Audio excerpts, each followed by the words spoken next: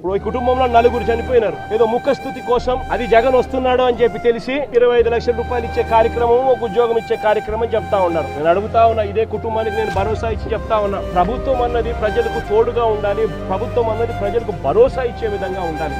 ఇలాంటి ఘటన ఇంతకు ముందు విశాఖపట్నంలో జరిగితే, ఎల్జీ పాలిమర్స్ లో ఇలాంటి ఘటన జరిగితే అప్పట్లో జగన్ అనే వ్యక్తి ముఖ్యమంత్రిగా ఉన్నప్పుడు ఎంత ఇచ్చాడో తెలుసా? జగన్ అనే వ్యక్తి ₹1 ఒక్కొక్కరికి ఇచ్చి ఆ కుటుంబాలను ఆదుకున్నారు. ప్రభుత్వం చేసిన తప్పిదం వల్ల ఈ ఘటన జరిగితే అసలు ఆ కుటుంబానికి నువ్వేం చేస్తా ఉన్నావు అని చంద్రబాబు నాయుడు గారిని అడుగుతా ఉన్నా. ఒకటే చెప్తా ఉన్నా, వీళ్ళు ఇచ్చినా ఈకపోయినా గానీ చనిపోయిన ఈ కుటుంబాలకు గుర్తు పెట్టుకొని మళ్ళీ మేము అధికారంలోకి వచ్చిన తర్వాత ఈ కుటుంబాలకు ఆ ₹1 బ్యాలెన్స్ వీళ్ళు ఇచ్చినారు, మిగిలిన బ్యాలెన్స్ డబ్బు మనం ప్రభుత్వం వచ్చిన తర్వాత నేను స్వయంగా ఇప్పిస్తానని చెప్పి కూడా చెప్తా ఉన్నా.